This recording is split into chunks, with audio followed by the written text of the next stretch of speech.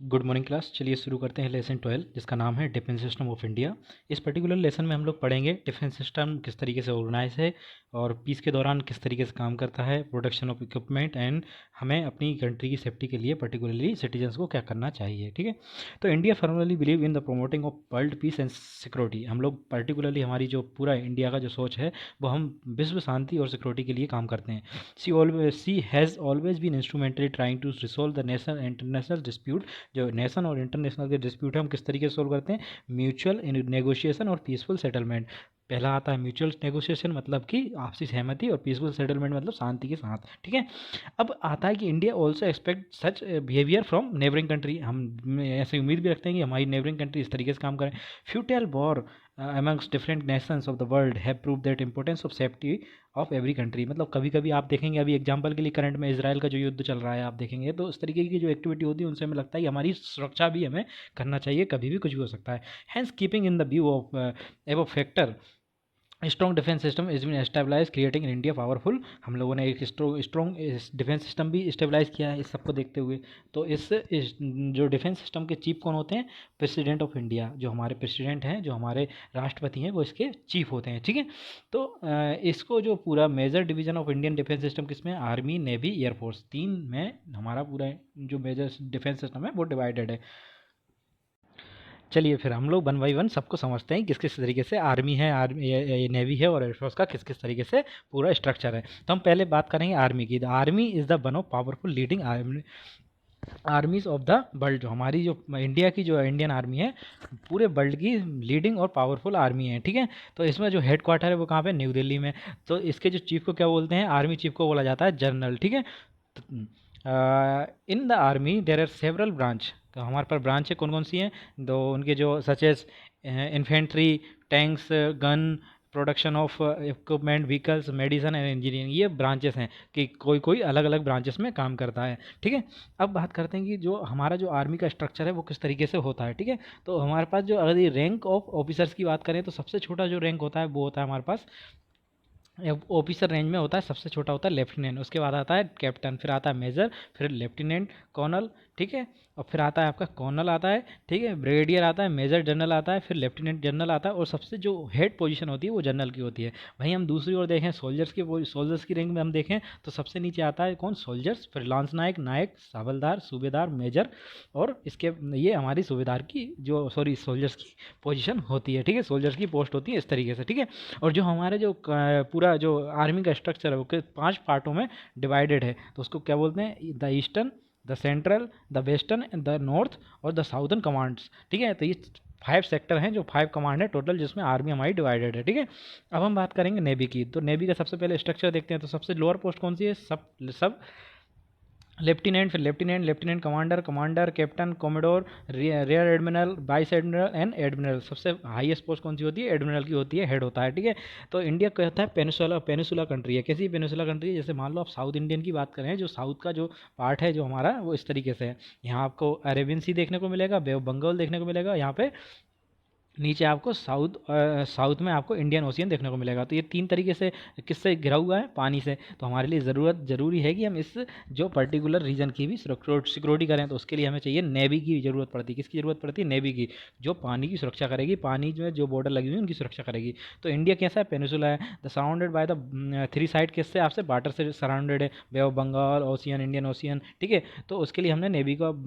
बात की, और इसका जो हेड होता है वो होता है एडमिरल होता है। उसमें जो इसमें इसकी जो कमांड्स हैं वो किसमें, 3 सेक्टर में, ईस्टर्न नेवल कमांड जो विशाखापट्टनम में, वेस्टर्न जो आपकी मुंबई में है, साउदर्न जो आपकी कोचीन में है। ठीक है, तो ये इसका हेडक्वार्टर कहाँ पे आपका, न्यू दिल्ली में है हेडक्वार्टर। ठीक है, और द मेन नेवल वर्शिप्स क्या हैं, INS नीलगिरी, हिमगिरी, देवगिरी, तारागिरी, विद्यानगिरी, ये आपकी गोदावरी, ये आपकी मेन वर्शिप्स हैं। ठीक है, इसके बाद आप देखें तो शिप यार्ड्स हैं आपके कोलकाता, गोवा में शिप यार्ड्स हैं, जहाँ एक विशाखापट्टनम में भी है, जहाँ आपकी सबमरीन शिप वगैरह बनाई जाती हैं। तो इन 2001 the joint commands of navy, army और एयरफोर्स की कहाँ पे स्टेबल की गई थी, अंडमान निकोबार आइसलैंड में। ठीक है, और the new centre of navy, INS कड़म्बा, कहाँ पे ये बेटा, करवार में है, जो आपको 100 किलोमीटर आपको कहाँ पे मिलेगा, गोवा से। ठीक है, अब इसके बाद आता है आपका एयरफोर्स। ठीक है, एयरफोर्स की हम बात करते हैं। सेम आपका एयरफोर्स में आप देखो तो रैंक है, ऑफिसर्स की रैंक दी हुई है, सोल्जर्स की रैंक दी हुई है। सबसे छोटी जो रैंक होती है वो ऑफिसर की कौन सी होती है? फ्लाइंग ऑफिसर, फिर फ्लाइट ऑफिसर, स्क्वाड्रन लीडर, फिर wing commander, group captain, air commander, air vice marshal, air chief marshal. और जो सोल्जर्स की रेंज होती है सबसे छोटी होती है एयर क्राफ्टमैन, फिर leading air craftsman, corporal, sergeant, और फिर जूनियर वारंट ऑफिसर और मास्टर वारंट ऑफिसर। ये आपकी सोल्जर्स की पोजीशन है, या आपके ऑफिसर्स की पोजीशन है। चलिए देखते हैं और क्या क्या एस्पेक्ट है जो हमें देखने हैं एयरफोर्स में। तो air force playing a vital role in defence a country. आपको देखेंगे जो इजराइल का हमने एग्जाम्पल अभी दिया था, इजराइल में जो एयर अटैक हुआ तो उन वहाँ की जो एयर अटैक जो एयरफोर्स है वहाँ की स्ट्रॉन्गनेस एयरफोर्स के कारण हुआ, ठीक है ना। तो हमारे पास टोटल हमारी अभी इसमें एक पुराना डाटा दिया हुआ है 100 एयरक्राफ्ट है, जबकि ये अब बहुत इंक्रीज हो चुके हैं, ठीक है। कौन कौन से एयरक्राफ्ट हैं इसमें? हंटर है, अजीत है, मिग 21, मिग 23, मिग 25, मिग 28। ये हमारे पास कुछ एग्जाम्पल हैं जो है एयरक्राफ्ट हमारे पास हैं, ठीक है। इसका हेडक्वार्टर भी नई दिल्ली में है। इसकी 6 कमांडेंट है। कहाँ कहाँ हैं हम लोग देख लेते हैं। तो 6 कमांडेंट कहाँ कहाँ है? पहला है आपका the 6 commander are eastern air command, ये आपकी मेघालय में दिखेगी। वेस्टर्न एयर कमांड ये आपकी न्यू दिल्ली में दिखेगी। सेंट्रल एयर आपको यूपी इलाहाबाद में दिखेगी। फिर साउदर्न है ये आपको गांधीनगर में दिखेगी। फिर आपको साउदर्न एयर कमांड है वो, सॉरी वेस्टर्न है ये, साउदर्न वेस्टर्न वाली, ठीक है, वो गांधीनगर में। और साउदर्न कमांड कहाँ पे? ये आपकी तिरुवनंतपुरम में आपको देखने को मिलेगी, ठीक है ना। These are having separate chief officer and they have rank air marshal. जो एयर मार्शल की रैंक होती है उनका चीफ होता है, ठीक है। अब इसके बाद आता है role of defence during the peace. आप देखो जरूरी नहीं है कि आर्मी हमेशा युद्ध ही लड़ेगी। आप पीस के दौरान देखें, जैसे फ्लड आ गया तो उसमें आपको आर्मी हेल्प करते दिखेगी। अभी कोरोना में भी आर्मी ने बहुत सारा हेल्प किया, ठीक है ना। तो ऐसे आर्मी के ये काम भी होते हैं, ठीक है। तो ये आप देखो कि ना, जैसे फ्लड अर्थक्वेक के टाइम पे भी नेचुरल क्लाइमिटीज़ आती हैं, एक्सीडेंट होते हैं, तो उनमें आर्मी आपको काम करती हुई दिखती है। यूएन की एक्टिविटी भी होती हैं जिनमें पीसफुल के लिए, जैसे हमारा इंडियन सोल्जर्स हैं फॉर एग्जांपल के लिए, हमारे पास क्या होता है, जो कोरिया, गाजा, लेबनान, ये कुछ कंट्रीज़ हैं जहाँ में security, the security of country depend on the awareness of, किसके ऊपर डिपेंड करती है? सिटीजन्स के ऊपर, सेक्रीफाइसेस के ऊपर, डिवोशन के ऊपर, वो कितना डिवोटेड है अपनी कंट्री के लिए। तो ये इसके ऊपर भी डिपेंड करती है कि सिटीजन्स भी कितना पार्टिसिपेट कर रहे हैं इन एक्टिविटीज़ में। अब आता है production of defence equipment. Many of time, अब जरूरी नहीं है, देखो यहाँ पे बेसिक इसको समझने की कोशिश करो। अब बेटा आर्मी तो आपने बना दी 3 प्रकार की, लेकिन अब आर्मी के पास इक्विपमेंट ही नहीं है तो वो क्या काहे से लड़ेगी, ठीक है। तो उसके लिए इक्विपमेंट के लिए हमें उनका प्रोडक्शन करना पड़ता है, ठीक है। Many of defence equipment are needed to production in country. The defence production activity is divided into 2 parts, departmentally run by the ordnance factory and defence public sector undertaking the arm ammunition. Tank vehicles, मतलब tank की ज़रूरत पड़ती है हमें, arms की ज़रूरत पड़ती है, vehicles made in ordnance factory आपकी एक जबलपुर में भी आपको देखने को मिलेगी, ठीक है ना।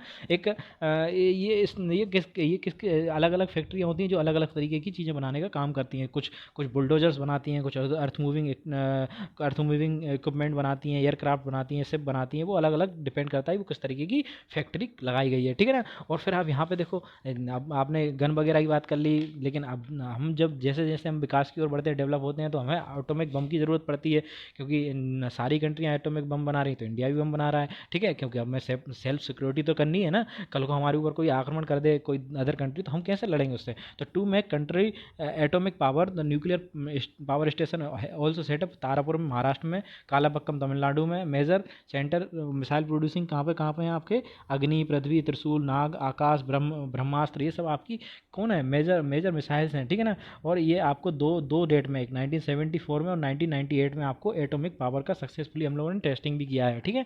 और अब यहाँ पे एक चीज़ है कि ज़रूरी नहीं है कि है ना आर्मी का ही रोल होता है देश की सुरक्षा में। हमें भी ज़रूरत है कि हर नॉर्मल सिटीजन्स को भी ट्रेनिंग लेना चाहिए फर्स्ट एड वर्क और नर्सिंग की। कभी भी ज़रूरत पड़ सकती है, मान लो कभी अटैक हो गया तो आपको फर्स्ट एड वर्क और जो बेसिक मेडिकल अगर जानकारी है तो आप अपनी कभी आप हो सकता है आप अपने आसपास के लोगों की सुरक्षा कर पाएँ। और आर्मी वगैरह में ज़रूरत पड़े तो आपकी भी ड्यूटी बनती है कि आप उनको अपनी सेवाएं दें, ठीक है। तेरा अनदर ऑर्गेनाइजेशन एक एनसीसी है आपका, नेशनल कैडेट कोर्स, जो स्टूडेंट और बोथ गर्ल और बॉयज़ के लिए है, जो एक ऑर्गेनाइजेशन है जो आपको डिसिप्लिन, एप्टीट्यूड वगैरह इन सब की ट्रेनिंग देता है। आपने स्कूलों और कॉलेजों में इस ऑर्गेनाइजेशन को देखा होगा काम करते हुए, ठीक है। अब यहाँ पे देखें, एनी पर्सन हु, किसके बेटे जिसकी एज 18 से 35 साल है, who want to seek for training of arm, वो जा सकता है, फ्री कर सकता है, ज्वाइन कर सकता है। ये हमारे यहाँ